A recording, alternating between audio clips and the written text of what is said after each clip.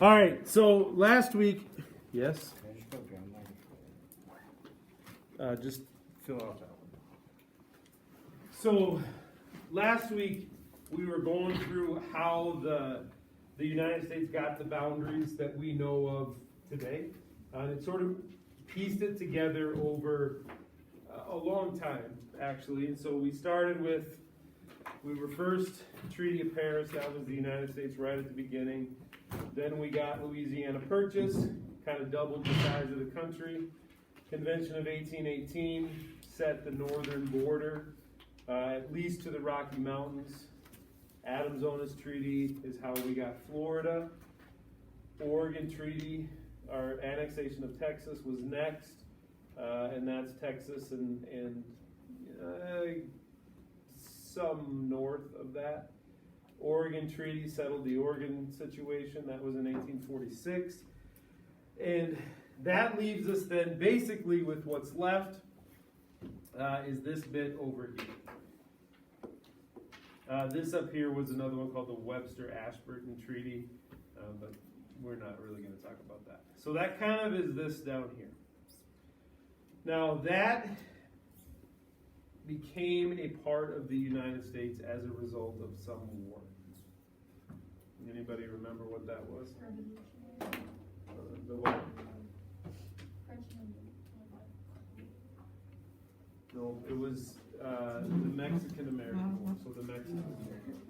And basically what happened there was James K. Polk, remember, when he came into office, he said that there were three things that he was going to get control of, okay? He was going to get Oregon, he was going to annex Texas, and then the last one was he was going to get California. And if you remember from last year, he actually approached Mexico and wanted to purchase California from Mexico. Now this was the whole period when Texas, that whole thing was going on, and so Mexico really wasn't tremendously big fans of the United States at that point. And so when Polk offered to purchase California, Mexico said absolutely not in a million years, right? We're not doing it. Polk still wanted California, and so he had to figure out a way to get California. And so if you offer to buy something from somebody and they say no, like I'm not going to sell this to you, but you know that you still want it, you're kind of left with not very many options. And basically the option that's left is you have to take it from them, right? Now for Polk, he recognized that, like if I want California, we're going to actually have to take it from Mexico. But he kind of recognized that we can't just sort of attack Mexico to take California from them. Please excuse the interruption. The following students report to the office. Bradley Berger, Kaylee Berg, and Jaden Larson report to the office. For a second. So what Polk does is he says, all right, so obviously we're going to have to fight Mexico to get this because I don't see any other way. But recognize that if the United States was to attack Mexico to just take California from them, that might look really, really bad, right, to the rest of the world, to everybody around. So then he thought, well, somehow, wouldn't it be great if we could just get Mexico to like attack us first? Do you guys remember the story at all from last year? So what he did is when Texas was annexed, the actual Texas that Texas, the country, the Republic of Texas controlled, was sort of maybe like this. All of this other stuff was basically under the control of Mexico still. Okay, so what Polk said, the United States claimed all this, but Mexico controlled it. So what Polk thought was, okay, here's what we're going to do, is we're actually going to take American soldiers, like the Army, and we're just going to, does anybody know where this is? It's the Rio Grande. Yeah, basically said we're gonna take some U.S. soldiers and just kind of camp them here, and they're just gonna be there, right? And so the idea is the United States claimed that land, so said it was ours, even though Mexico kind of controlled it, right? And Mexico claimed it was theirs too. So Polk just sent his soldiers to just kind of sit down there on the Rio Grande. And that's what they did. And so they were just there. And obviously before long, Mexico is going to show up and they're going to say, you have to leave, right? This is Mexico said, this is Mexico and you have to leave. You can't be here. And so the American soldiers, led by a guy named Zachary Taylor, just said, no, we're just gonna stay. I think we'll stay. And Mexico said, this is Mexico, and you're not allowed here, so you have to leave. And they just said, no, we're just actually gonna stay. So, before long, what does Mexico do? Yeah, they shoot bullets at them, right? They're like, you're in our country, and you are the army of another country. You need to leave. We're going to shoot bullets at you to make you leave. Okay? So then Polk basically got his wish. He's like, oh my gosh, Mexico has attacked us. Obviously, we have to defend ourselves. And so that starts the Mexican-American War. And what happens then in the Mexican-American War is the United States wins. And the treaty that ended the war, Ari, do you remember? No. It's called the Treaty of Guadalupe Hidalgo. And the Treaty of Guadalupe... Oh, that's super fun to say. Guadalupe? Yeah, you don't need to write that down, though. That's not what you're writing down. So, Treaty of Guadalupe Hidalgo is what ended officially the Mexican War. In the Treaty of Guadalupe Hidalgo, Mexico gave up all of this. Oh, do we write that down? And what you write down then is this. Okay. It was the Mexican Cession of 1848. Okay. So Mexico gave up California, most of what becomes New Mexico, and Arizona, and Nevada, and what becomes Utah. Like all of this land, Mexico gives up, called the Mexican Cession. Okay, and so Polk then, when he was campaigning to be president, he said, we're about to get Oregon, we're about to get Texas, we're about to get California. And he did. He got all three of those places. That left then this last little bit right here. And what happened there was, that was not a part of the Mexican Cession, but the United States wanted that land. What do they call those railroads? That railroad line that was going to go across the whole country? Get you from the Atlantic to the Pacific? Transcontinental Railroad. I knew that. So Transcontinental Railroad was, a railroad that would be across the continent. And they had a bunch of ideas about where that railroad would actually run, where they would build it. There was this plan to have a southern route, and the way that the plan laid out is that the railroad would have to go through here. And so that was controlled by Mexico, so we would have needed that land to complete this plan, to complete the Transcontinental Railroad, if they used the southern track, which they never did. But they used something different, but needed that, because that's what we thought we were going to do. So we went to Mexico, and we said, hey, so yeah, we want to buy that from you, that land. And Mexico, this time around, just kind of agreed, and they said, okay, and they sold it to us. So that was 1853, that was the Gadsden Purchase, they call it. I'm gonna go there. You want to go there? Okay. Is that in Mexico now, or is that state? No, this is a part of the United States. Yeah. Isn't that what, like, New Mexico is? Arizona and New Mexico. Yeah.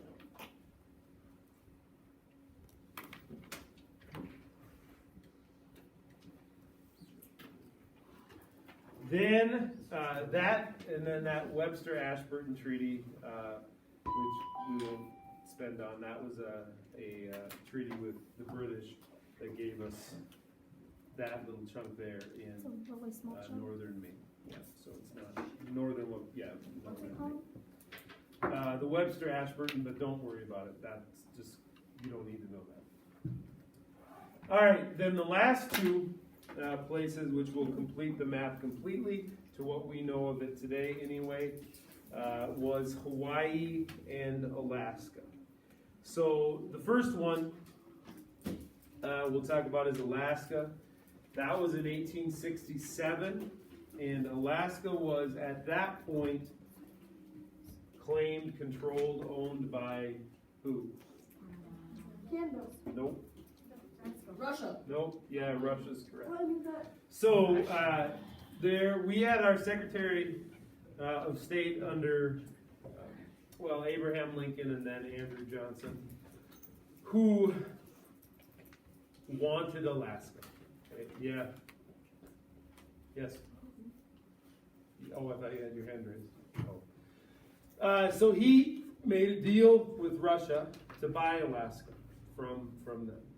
And most people in the United States thought he was completely nutty.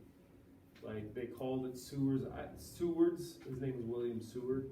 They called it Seward's icebox, because like Alaska is just a big chunk of ice. They called it Seward's folly. They said, this is the dumbest thing. Why would we possibly want this hunk of frozen garbage land up in Alaska? But we bought it.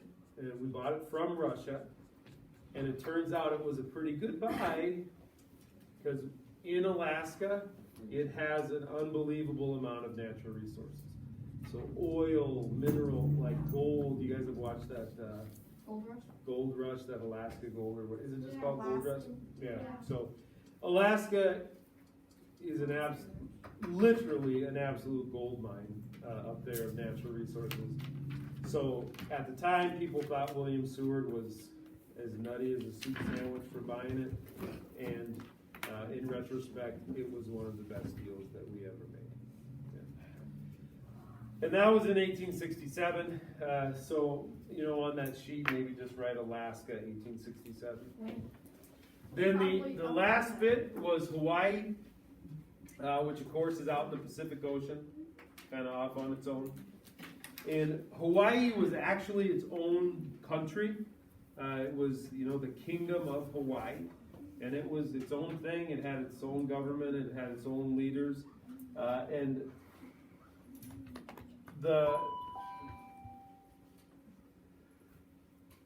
they had a queen when all this sort of went down.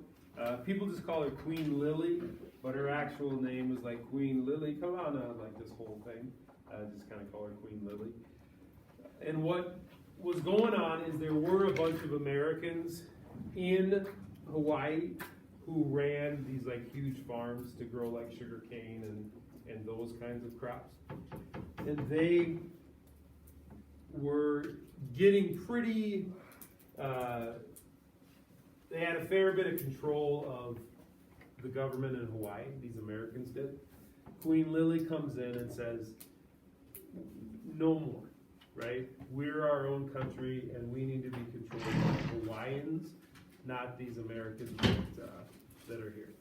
So she started pushing back against that, sort of taking control back of Hawaii, and the Americans that were there obviously didn't like it. So they went to the American government, to the U.S. government, and said, hey, you should do something here. And so basically, there's a whole story surrounding this. But basically what happens is the United States sent the Marines to Hawaii under the sort of guise of we're here to protect Americans that are in Hawaii, that live in Hawaii. But basically it was we're coming to take over. And so Queen Lily recognized this, and here these, you know, American Marines bearing down on Hawaii, and she kind of looked at what was gonna happen. And so she said there's sort of two things that are gonna happen here. One, or the first option is we can basically go to war with the United States, and the United States is gonna give us a beating, which means a lot of Hawaiian people are gonna get killed. And then we're gonna lose Hawaii. So she said that's not a great plan. She said, I guess the second thing we could do is just sort of turn Hawaii over to the United States. I don't wanna do that, but if I do that, we're not gonna end up killing a bunch of Hawaiians. So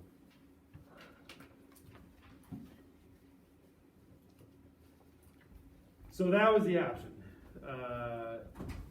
Have the United States take us over, in the process killing a bunch of Hawaiians, or have the United States take over and not killing a bunch of Hawaiians. So she basically said, all right, United States, I don't like this, but you own Hawaii now. And that was how we got Hawaii. And that was in 1898. That was the nickel story, the nickel version of the story. There's more to it, but basically that's what happened. Huh? Just write down Hawaii, 1898. Is Hawaii really spelled like that? No. Yeah. H-A-W-A-I-I. Yeah, often they won't have the apostrophe there, but 18 what? 1898, like it says. So then, as of 1898, the United States is the United States that you know of. So the boundaries of the United States as they are have only been like 122 years, is all. You know, we sometimes think that the United States has been here forever, but it's still pretty young. Really? There was the guy, I actually just heard this yesterday, John Tyler, who was the guy, he was our 10th president, and he was president right before James K. Polk, and he was the one that, you know, like on one of his last days in office, actually annexed Texas, kind of stole a little bit of Polk's thunder, but his grandson just died a couple days ago. So he was obviously very old. So John Tyler was quite old when he had his son. Then his son was quite old when he had this grandchild. But it was just like, maybe it was Friday, that John Tyler's, our 10th president's grandson, actually died. He was 100 and some. I mean, he was old. You have kids. But I'm sure he did. Yeah. My great But, grandma was or actually, I have no idea. 7. Maybe he did, maybe he did. But just the idea that our 10th president's grandson a week ago was still alive. So we're not What was his What he name? died we're not from? all that old. He died of being well over 100. Wow. My great grandma was 107 when she died. Is that right? Yeah. That's a long life. That's Mine was crazy. 97. Yeah.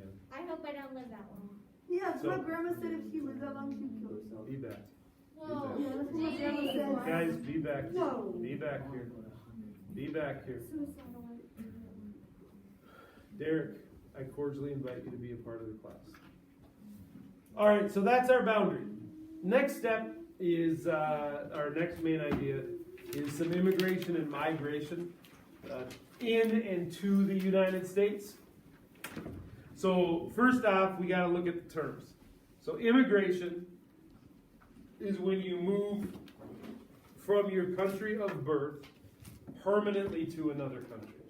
Okay, so like, if I was born in Canada, I wasn't, but if I was born in Canada and then moved to the United States, I would be an immigrant to the United States.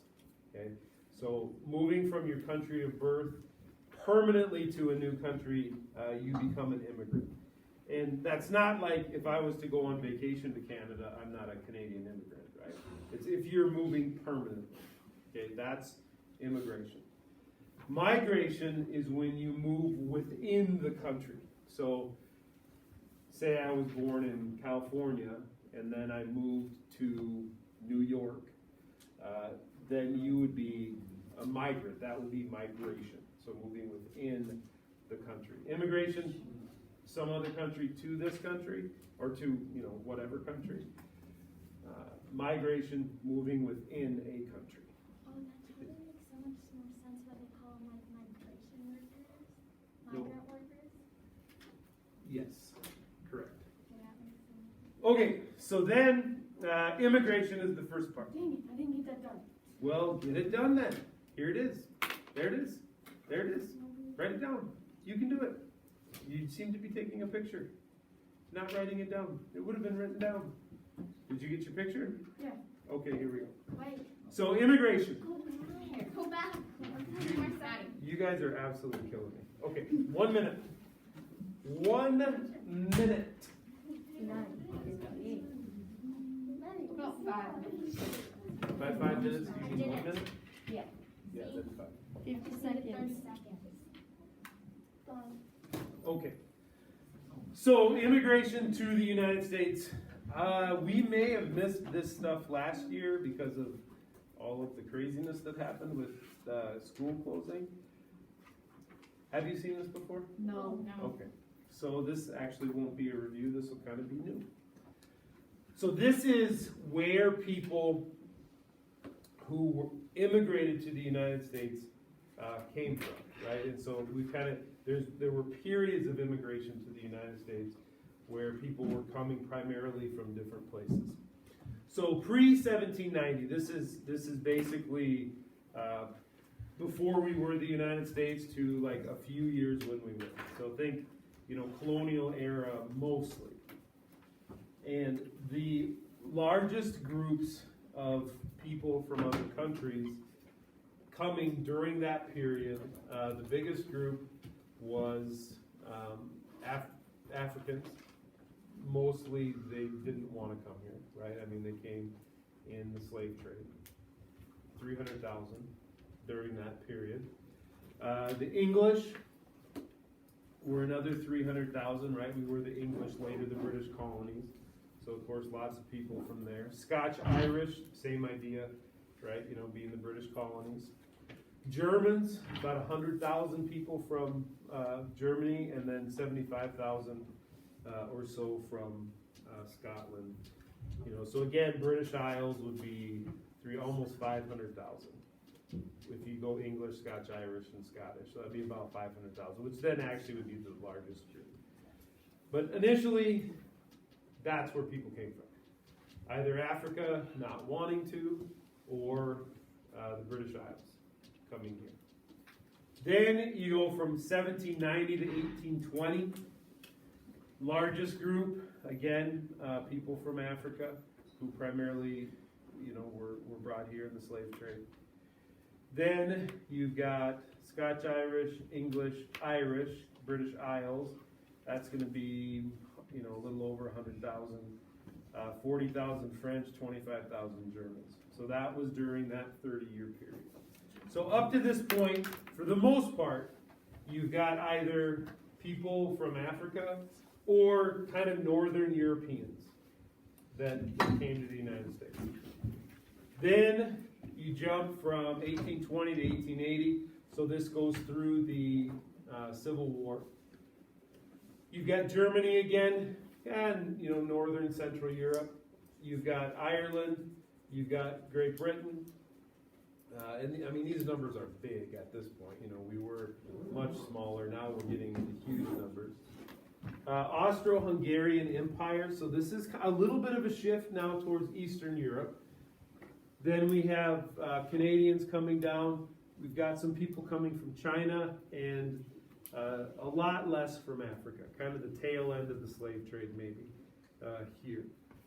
So we were, you know, we started with sort of Northern Europe, and now we're shifting.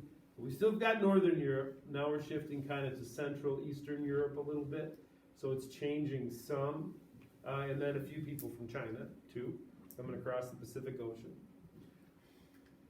Then you go from 1880 to 1930. This is up till right before the Great Depression. You got a ton of Italians coming. You know, Southern Europe. Then we have Eastern Europe. Russian Empire, so Eastern Europe into Asia, Germany still, British, Canada, Ireland, and a bunch from Sweden. So we're continuing to kind of make that shift from Northern Europe to kind of more Central, Eastern, Southern Europe, and then pulling in some people from a few other places, you know, like Russia, which would be kind of way Eastern Europe, that part of Russia. Then you go 1930 to 1865, Germans, Canadians, we get the first people coming up from Mexico in numbers anyway, the first people coming up. Still the British, still Italy, and then some in the Caribbean islands. Then 1965 to 2000, this is where we get kind of a big shift away from Europe, so we don't get many Europeans coming here anymore, at least in numbers. So you have people from Mexico coming up north, the Philippines, you've got Korea, so it's a lot of Asia, Dominican Republic, India, which would be Asia, Cuba, the Caribbean, Vietnam, Asia, and then Canada. So since our beginning, we sort of shifted from Europe to kind of Asia and the Americas, you know, Mexico and the Caribbean and things. So that's kind of our shift in immigrants. Now, migration, three things have caused large-scale migration in the United States. Gold rush, which could be Alaska, could be California, could be Nevada, could be South Dakota, the Black Hills, where you had people moving because of mining and, you know, the potential to strike it rich in gold. You had the Transcontinental Railroad, which connected the west to the east, made moving much easier between, you know, across the country headed west. And then you had the Homestead Act. Does anybody know what that is? So, the what? Kinda.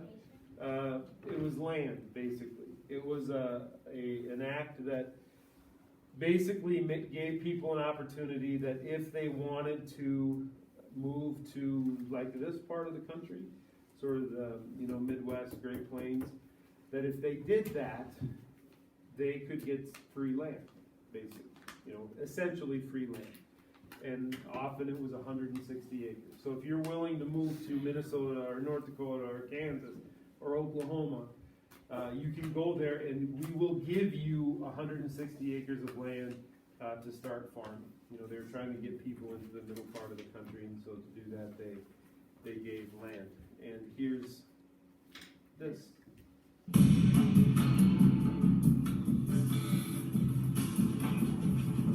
The Great Plains, conquered by steel and steam.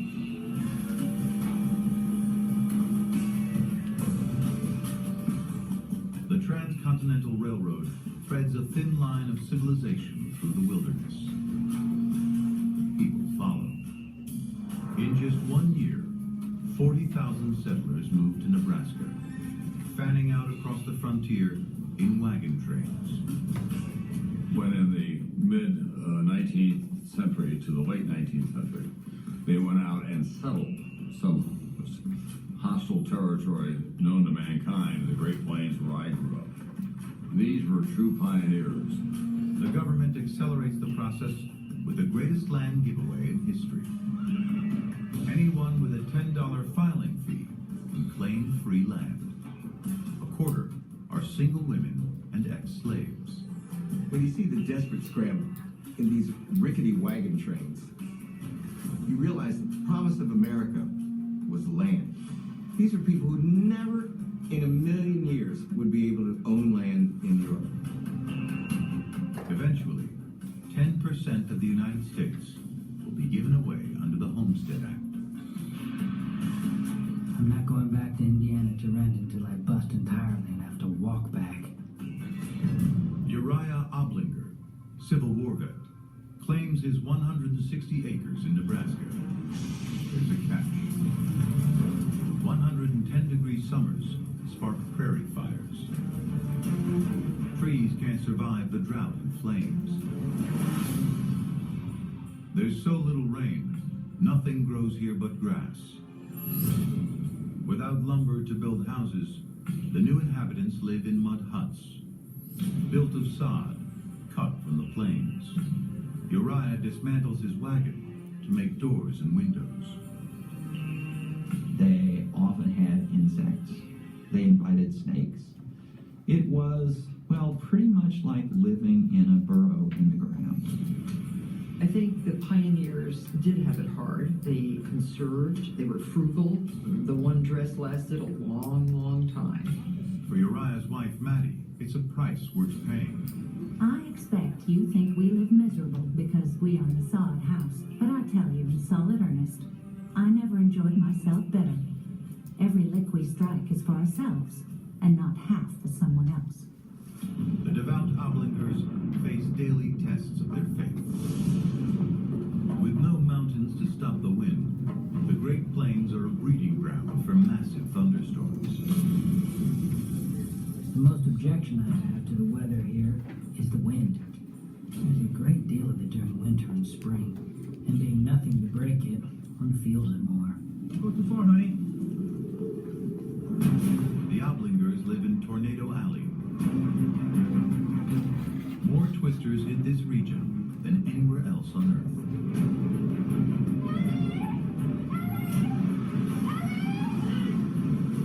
Over 400 touchdown every year.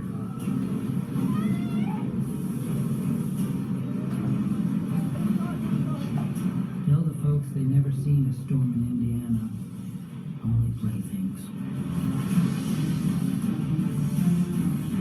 200-mile-an-hour winds spin into a vortex, sucking in air and anything not bolted down. In 1930, a man is carried a mile across Kansas.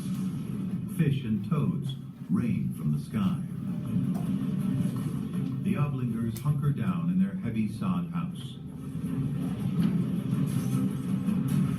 clinging to their newfound independence. I think that we're a nation of people descended from tough-old coots and tough-old broads. And I say that with great admiration. They just wanted to control their own future and to have children who could control their own destiny. Tornadoes aren't the only biblical challenge the Oblingers face. By a river in the Rockies, the end of the world is brewing. A prehistoric species emerges to battle for the Great Plains. Locusts. After devouring the local vegetation, they release pheromones that signal it's time to move on. They grow long wings. Swarms head east on the wind. They join up over the Great Plains and become a plague. In 1874, they devour half of the crops in the West. 3 trillion locusts. Half a mile high, 100 miles wide, 1,000 miles long. As big as Colorado, they block out the sun. Agricultural Armageddon.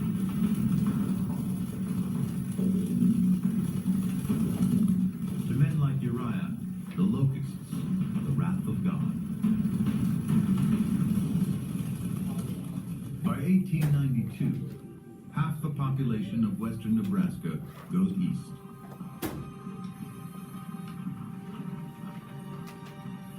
Uriah stays. You have to be brave in order to achieve in this country because nothing's set right there for you. You have to take chances. And I think bravery and fear are the same things. It's just a matter of how you react to that same feeling. Those who stick it out get lucky. Within 30 years, the locust is extinct. Its breeding grounds in the Rockies plowed over by settlers like Uriah. Hit the road. Now it was basically done.